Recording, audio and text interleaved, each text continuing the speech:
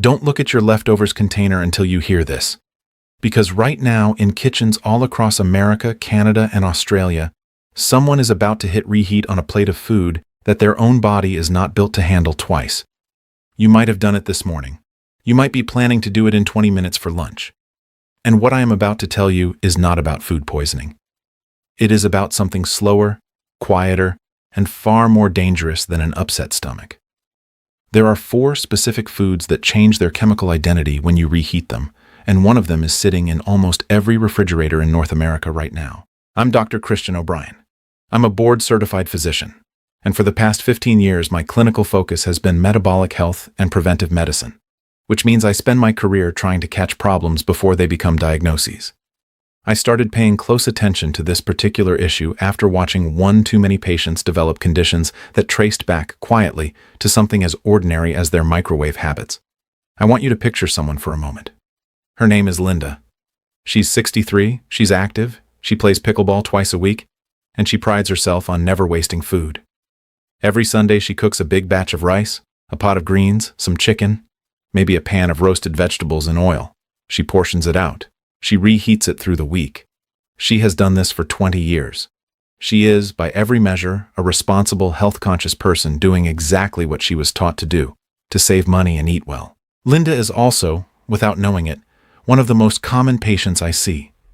Not because she is doing anything wrong on purpose, because nobody ever told her that some foods are simply not meant to make a second trip through the heat. Here is the thing your doctor probably never had time to explain to you. Food is not a static object. It is a living chemical system full of proteins, fats, and compounds that are constantly reacting to heat, oxygen, and time. Think of it like a river. The first time you cook something, you are guiding that river gently downstream, breaking down what needs to break down, making it digestible, making it safe. But every additional time you apply heat, you are forcing that same river through the rapids again. And rivers that get forced through rapids too many times do not come out the other side unchanged. That is the entire secret behind why reheating certain foods matters so much more than people realize. Let's start our countdown with the food that surprises people least, but matters more than you think. Number 4 is rice. You already know rice can make you sick if it sits out too long. What you probably don't know is why. Raw rice can carry a hardy bacterial spore called Bacillus cereus. Cooking kills the active bacteria, but that spore is like a seed buried in your garden bed. It survives the heat. Then, if that rice cools slowly on your counter instead of going into the fridge quickly, that seed sprouts, and it produces a toxin. Here's the part almost nobody knows. Reheating the rice a second time does not destroy that toxin. It's like trying to unring a bell. The bacteria might die again, but the toxin they already released stays active, stays stable, and stays capable of making you seriously ill. Food safety researchers who study bacterial toxins have found that this particular toxin can survive standard reheating temperatures completely intact. The fix is simple and it costs you nothing. Cool your rice within 1 hour of cooking, refrigerate it promptly, and only reheat it once, thoroughly, until it's steaming hot all the way through. Number 3 on our list is chicken, and this one trips up more health-conscious people than almost anything else. Because chicken feels like the safe, lean, responsible choice. Chicken is packed with protein, and protein is a delicate architecture. Picture a beautifully built brick wall. The first time you cook chicken, that wall is constructed properly. Heat sets the proteins into a stable, digestible structure. But every time you reheat chicken, especially in a way that dries it out or overheats it, you are essentially taking a sledgehammer to sections of that wall and rebuilding it wrong. The proteins denature further, breaking into fragments your digestive system was never designed to process the same way. For most people, this simply means indigestion or that heavy, sluggish feeling after lunch. But researchers looking at repeated high heat exposure in protein-rich foods have raised concerns about compound formation that your body has to work overtime to clear. The practical fix here is not to avoid chicken. It's to reheat it gently with a bit of added moisture at a lower temperature, rather than blasting it on high in the microwave until it's rubbery. Now, before I tell you what's coming next, I need you to stay with me, because the next 2 items on this list are not the ones people expect, and the very last one is the reason I decided to make this video in the first place. Number 2 is leafy greens, particularly spinach, And this is where things start to get more serious. Spinach, along with beets and celery, is naturally high in a compound called nitrate. On its own, nitrate is not dangerous. Your body actually uses small amounts of it in healthy ways. But nitrate is unstable when it's exposed to repeated heat. Think of your spinach as carrying a mild, harmless chemical passenger. Cook it once, that passenger stays quiet. But reheat it, especially if it sat out at room temperature for a while first, and that passenger can transform into compounds called nitrosamines. Nitrosamines are a category of substance that researchers studying digestive cancers have flagged for decades because of how they interact with cells in the body over long-term exposure. A review of dietary nitrate research out of institutions studying gastrointestinal health has repeatedly pointed to nitrosamine formation as a concern specifically tied to storage time and repeated heating, not to eating spinach itself. I want to be very clear here. Spinach is not your enemy. Spinach is one of the healthiest vegetables on the planet. The issue is exclusively about letting it sit too long and then reheating it more than once. Cook only what you'll eat that day when it comes to nitrate-rich greens.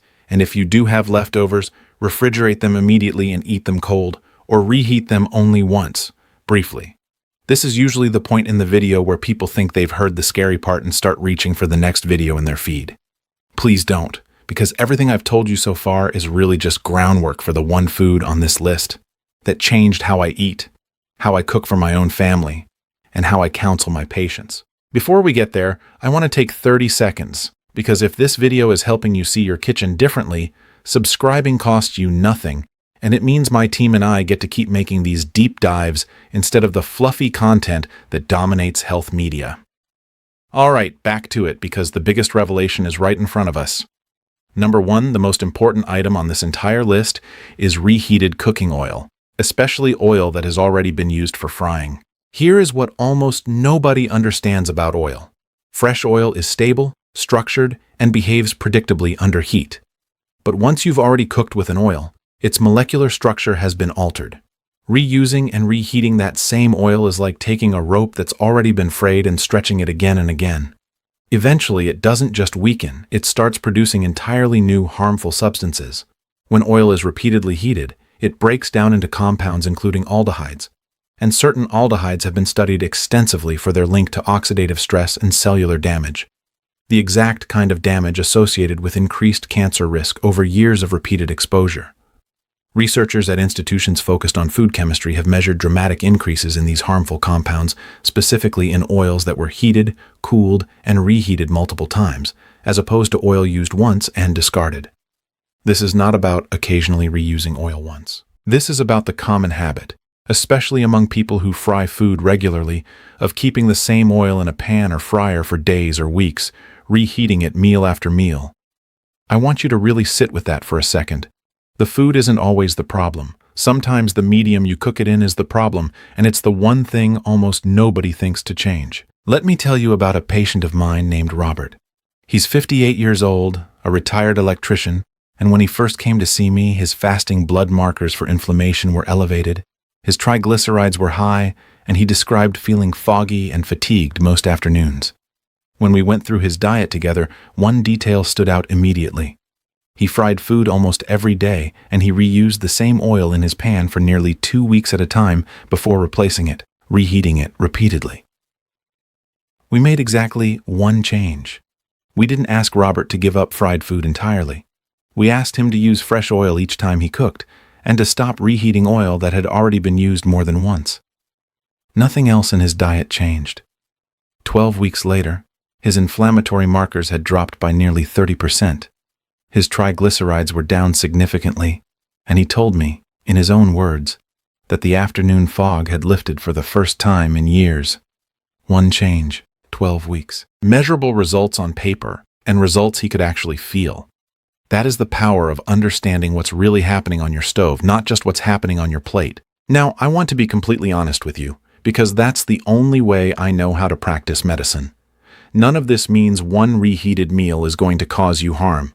Your body is remarkably resilient, and it deals with far more stress than a single plate of twice-heated rice.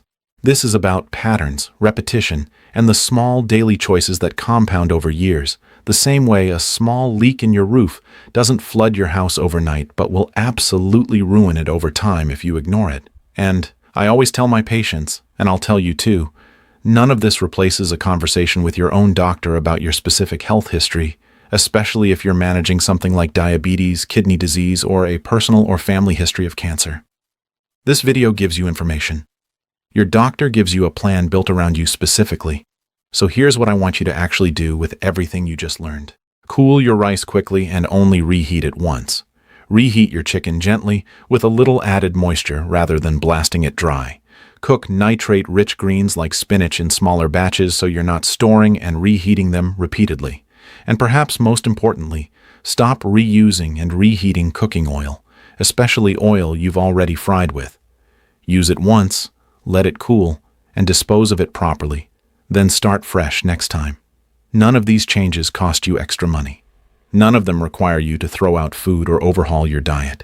They simply require you to understand what heat actually does to what's on your plate and to make small, informed adjustments that protect you over the long run. Here's what I really want you to walk away with today. You are not powerless in this. Every single choice we just talked about, how long you let food sit, how you store it, how many times you reheat it, whether you reach for fresh oil or old oil, that is entirely in your hands. Nobody else is going to make these decisions for you, and honestly, nobody else needs to.